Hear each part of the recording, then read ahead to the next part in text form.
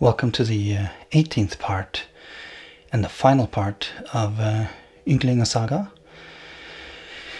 And like before, I'll be reading my translation with commentary. The Ynglinga Saga is the first saga of Heimskringla, so now when I'm finished with this, I'll also make an audiobook proper of it. I also, before I start reading, want to remind you that I have a free resource, which is a complete genealogy of all the names in the Ynglinga Saga and the lineages. It's really useful if you're seeing my videos or reading another translation. And it's I made it available for free. Now Ynglinga Saga is complete with the genealogy, and yeah, there's a link to a video where I explain more about this, and also there's a link in the description. So last time we read about the Ynglinga lineage, which is the royal lineage of the Swedes, had been kicked out of Sweden proper, and had established themselves with Halfdan the White-leg in eastern Norway. Now we continue from there. And this final part of the Ynglinga Saga goes until Halfdan the Black, which is only a few more generations, a couple of generations, is born. And again, if you enjoy this content, feel free to subscribe, and we'll be doing more sagas going forward, also other videos related to Norse history. So press the subscribe button if this interests you. Also, my background in this is as a layman. I've been very interested for decades, and have read quite a lot. But so this is where my commentary comes from. But of course, I'm not a professional per se, an expert. So if there's any place where people feel they have more information to add, or they want to think it's good to correct some things, please just write in the comments, and I'll answer. And yeah, I think it's just good to pool the knowledge, and I'll do my best to answer any comments and properly for the videos like this. Okay, let's get going.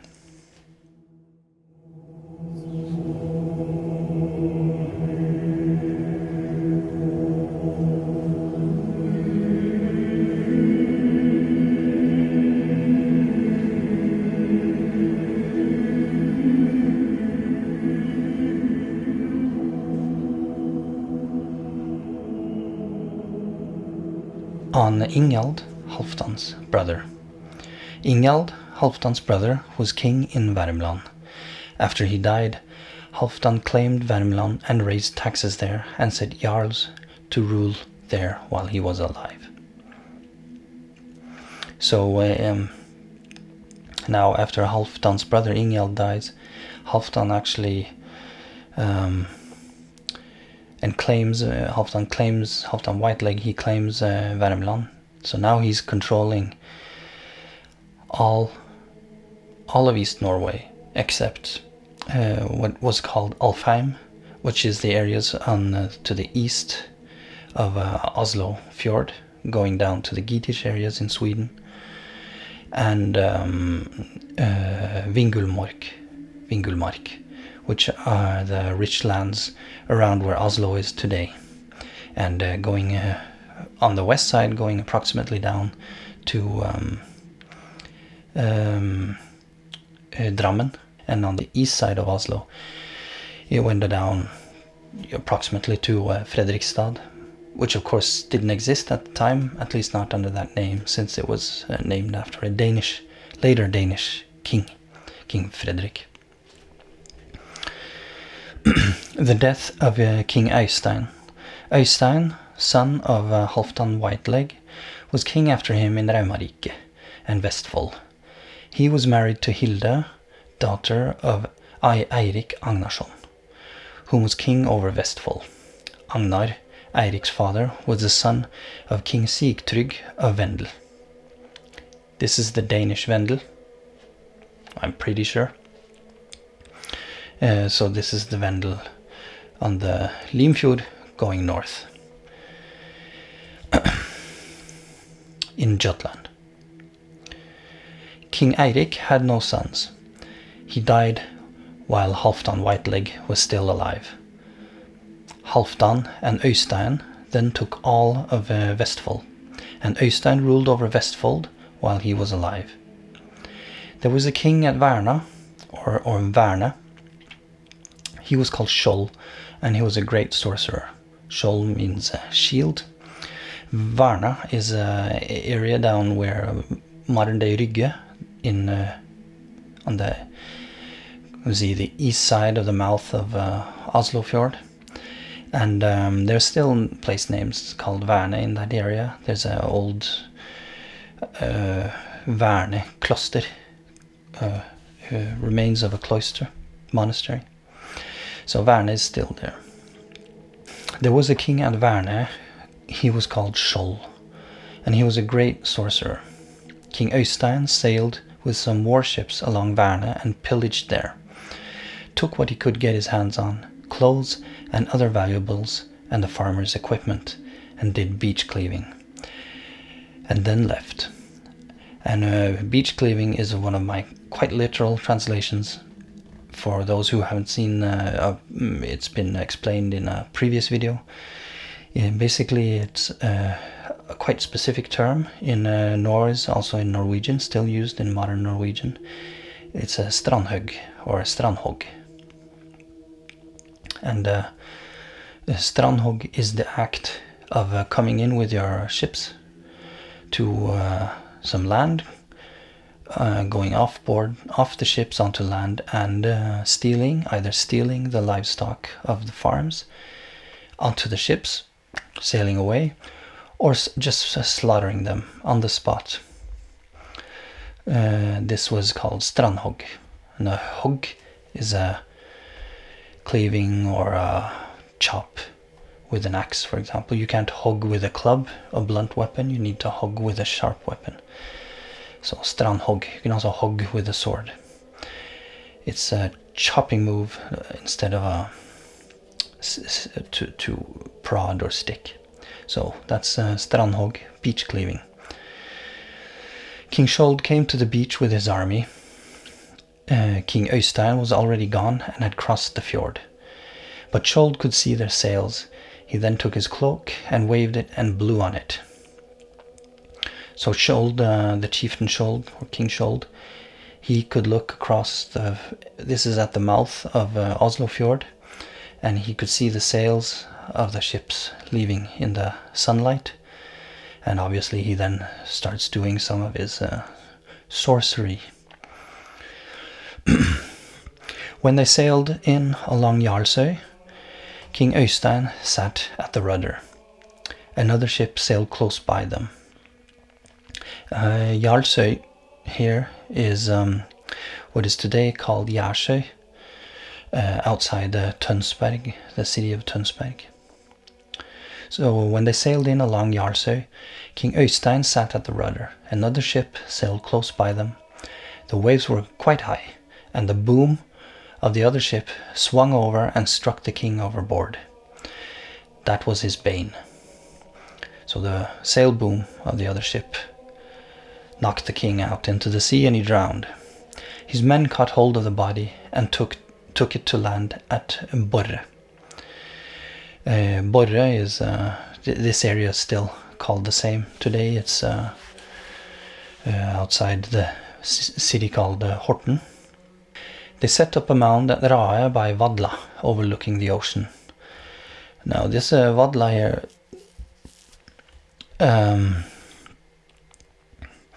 hasn't been identified as far as I can tell. If anybody has a good identification of it, you can I'd be happy anyway if you wrote in the comments, because I haven't been able to find anyone who identifies it.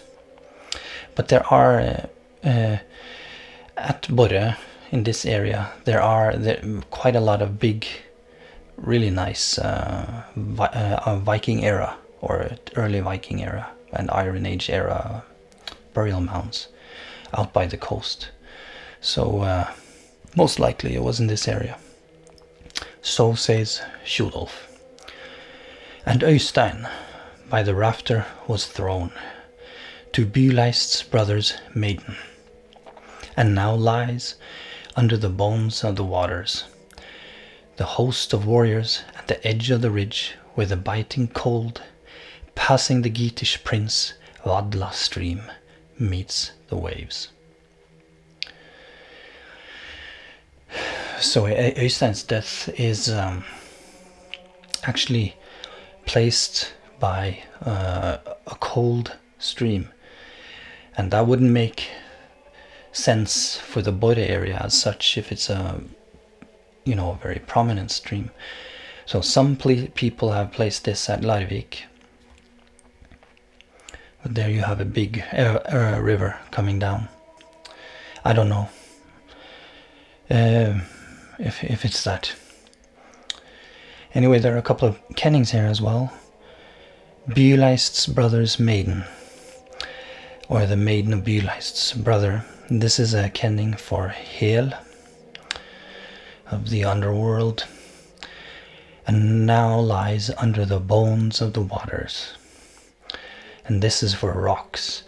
Now that would actually make sense for the Larvik placement, because along Larvik and going down to Stavern, and if you people have been in this area, and you can also go online and see it, it's at the end of a, I don't know what you call it in English, moraine, I think, of like small rocks or stones rounded from the last ice age, quite massive.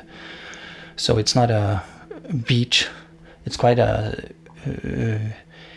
very unique place.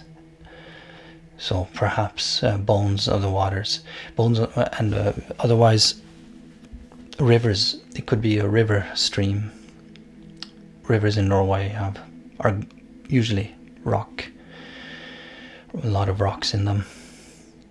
The host of warriors. This is a kenning for a ruler. And then we're at the Vadla stream again, which I've just covered.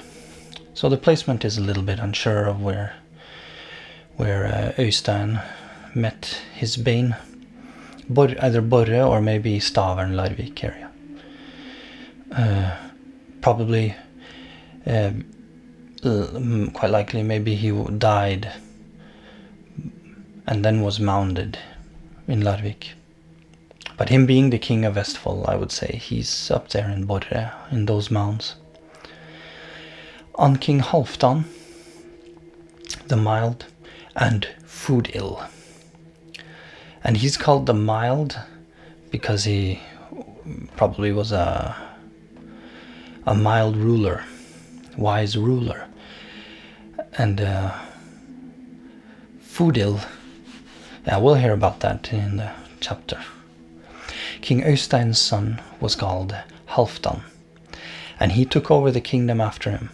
He was called Halfdan the Mild and Halfdan the Food Ill. So is said that he paid his men as much in golden coins as other kings did in silver coins, but that he starved them for food. He was a great warrior and was in Viking for long periods, gaining riches. He married Liv, the daughter of Dag, king of Westmar. Now this Westmar is again a little bit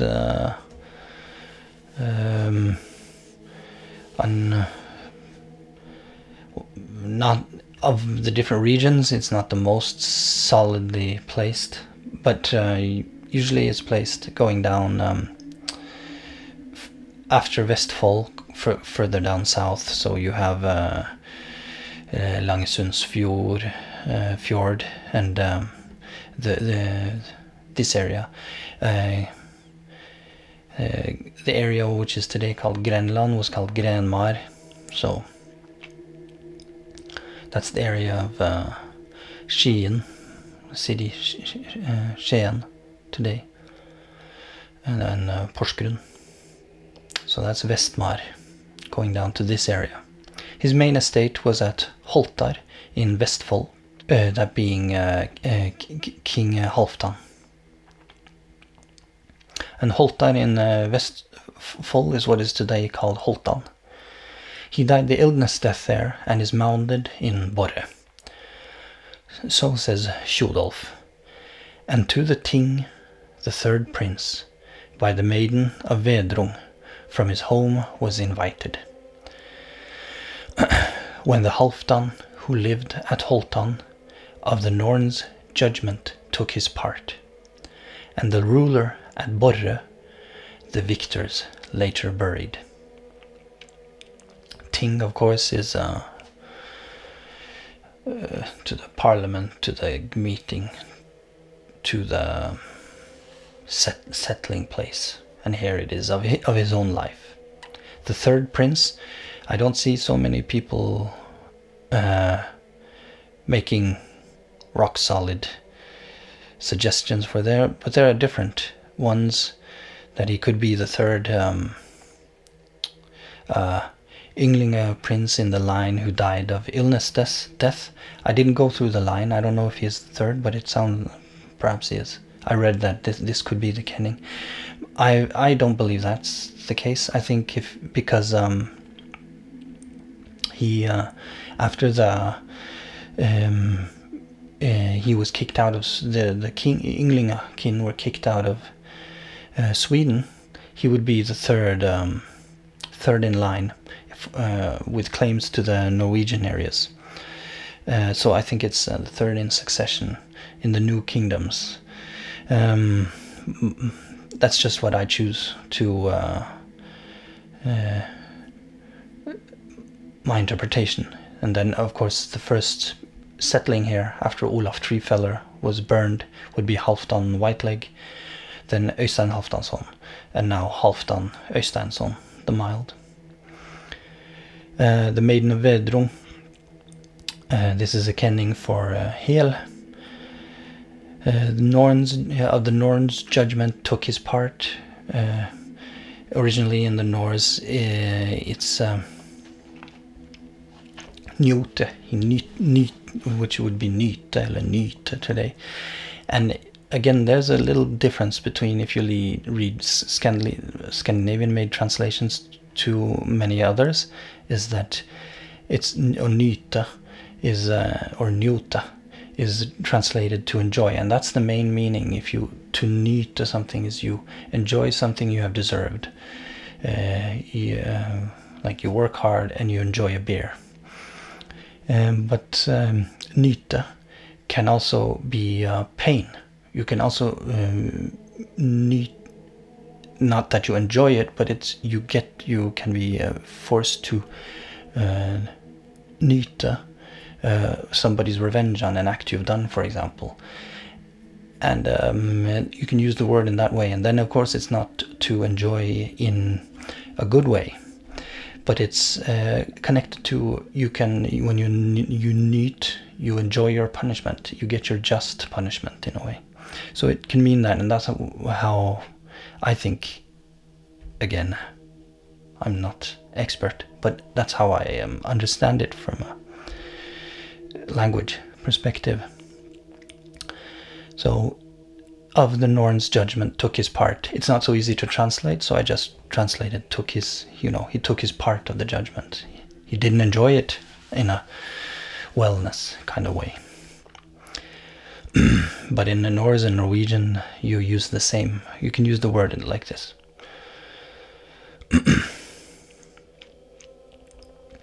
On Gudrød Hunter-king, Halfdan's son was called Gudrød, and he took the kingdom after him. He was called Gudrød the Great, and some called him the Hunter-king. He was married to the woman who was called Alfhild, the daughter of King Alfarin of Alfheim, and he received half of Vingulmark with her. Now Alfheim is the areas going Vingulmark are the areas of where basically more or less where Oslo is, like I mentioned, going down to the northeast of Drammen. So the northeast side of Drammensfjord, and then the other side going down to what is today Fredrikstad. Now if you continue southwards quite far into what today is Sweden, that was Alfheim or Ranarike. So and then Vingulmark are the areas, rich areas around Oslofjord. Their son was called Olaf, whom was later called Geirstadalf. At that time, the area between the Rauma River and Gaut River was called Alfheim.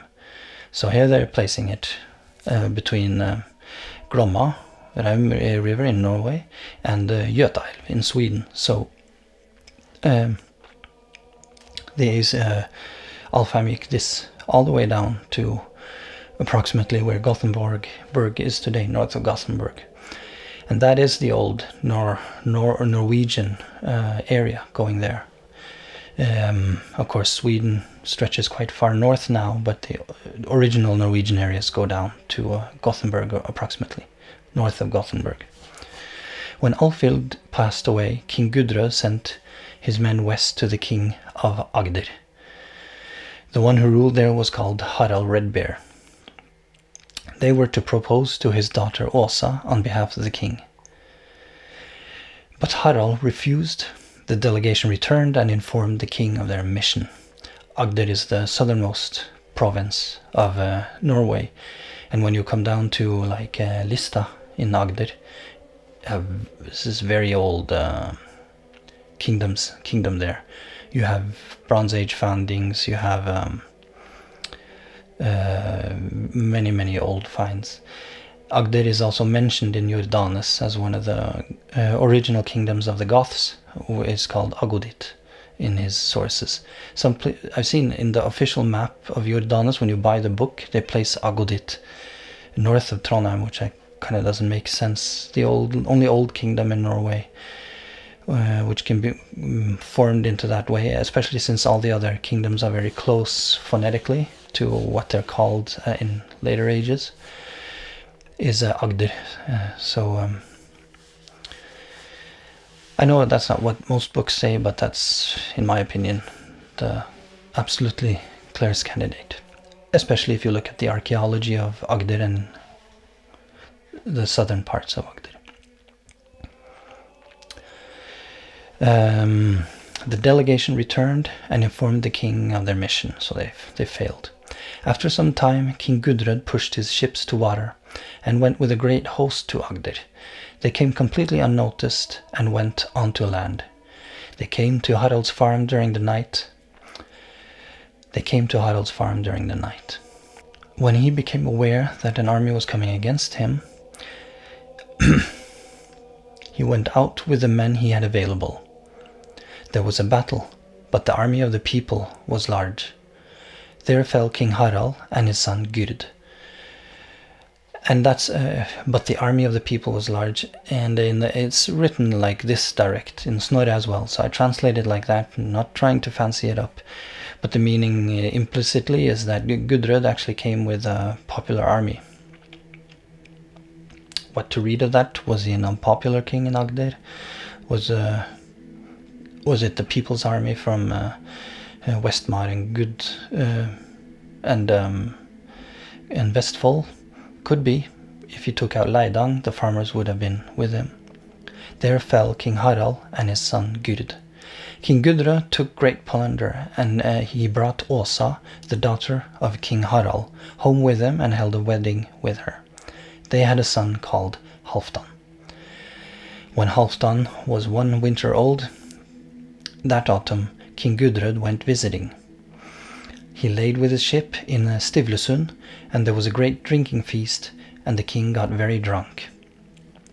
Stivlesund is another place which in the Agder area doesn't have a specific equivalent. So I don't find so many people suggesting it, what it could be. Personally, I do think there is a candidate in Stivlevågen outside Haugesund, which is close to a city close to Stavanger. And these areas are also rich old areas. It's off King Gudrød's power base, but if Gudrød has acquired also Agder, he is controlling the coast going from Vingulmark all the way along the southern coast over to Ryfylke or Rogaland, which is where Haugesund is.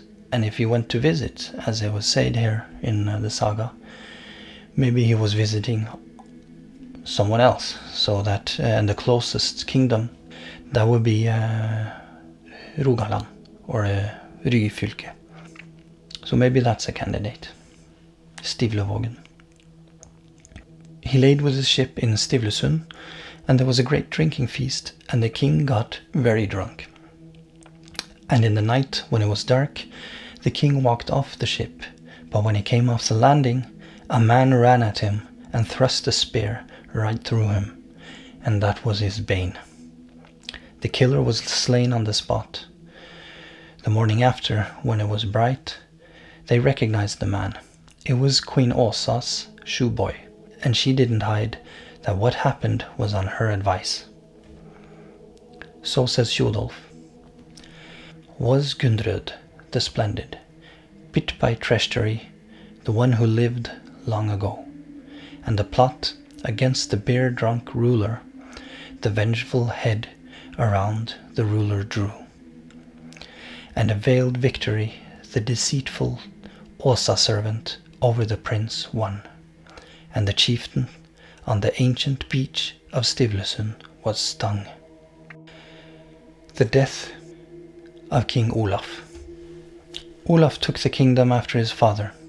He was a powerful man and a great warrior. Of all men he was the most beautiful and strongest, and grew to great size. He held Vestfold, as King Alfgeir took all of Vingulmark and set his son King Gandalf to rule over it. They then took on Raumarike and conquered most of this kingdom and its shires. Høgne was the son of Eystein the powerful, king of Uppland.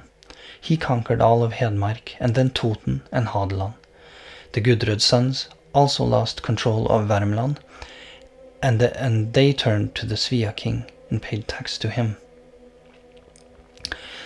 So the sons of Gudrød, they're basically losing all the territories that Halfdan White-leg conquered. Except a few. Except Vestfold. Olaf was in his 20s when Gudrød passed away, and when Halfdan, his brother, joined him in ruling the kingdom, they split the kingdom between themselves, where Olaf had the eastern part and Halfdan the southern. King Olaf had his seat at Geistad. He got an infection in his foot and died from it, and he is mounded at Geistad.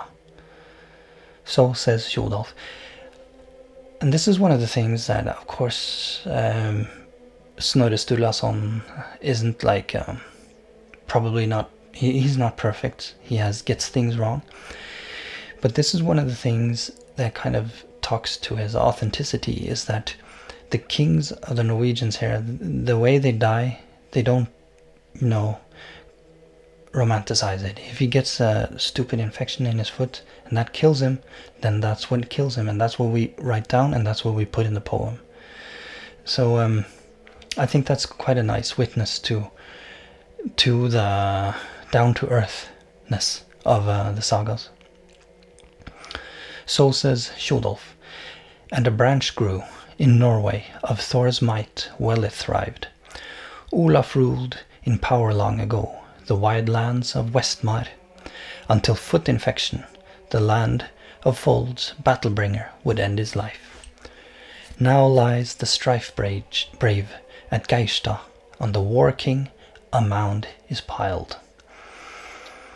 A branch grew in Norway of Thor's might, well it thrived. This is placing him as a new branch of royal lineage of the Ynglinga kin, and they harken back to Odin, and that's why Thor is here. So it's a lineage of divine providence. And then we come to the final chapter of Ynglinga Saga. Ragnvald the Honorable. King Olaf's son was called Ragnvald, and he was king in Vestfold after his father. He was called Honorable. Skjold of Kvine composed in Ynglinga, and there he says so. That I know was best, that under the blue skies of titles that kings can have, then Ragnvald, chariot steerer, the Honorable is named. Chariot steerer is a kenning for ruler, and here we have the blue sky, which I mentioned in a video where this thing about that the ancients couldn't see blue. Well, blue is one of the most mentioned colors in all the sagas. So that was Ynglinga Saga. And yeah, the Halfdan that was mentioned in the last chapter, he is Halfdan the Black, and the next saga coming up is all about him. And now we get into the kind of the king sagas proper, which become much more detailed with dialogue and very exciting and rich sagas. Again, the genealogy, the link is in the description, and Ynglinga Saga is there complete in that, and it's going forward. It'll be I think even more important, because all the alliances become quite dependent upon family relations. And yeah, this was a long episode. It was the last one of Ynglinga Saga. Next is Halfdan the Black Saga. If you enjoy this content, subscribe, and please comment if there are any questions, or if you think I'm off base with things, or there's stuff I've missed, or stuff that just would be interesting to contribute. I'm more than happy to answer the comments and also to learn more. So yeah, hope to see you for another video.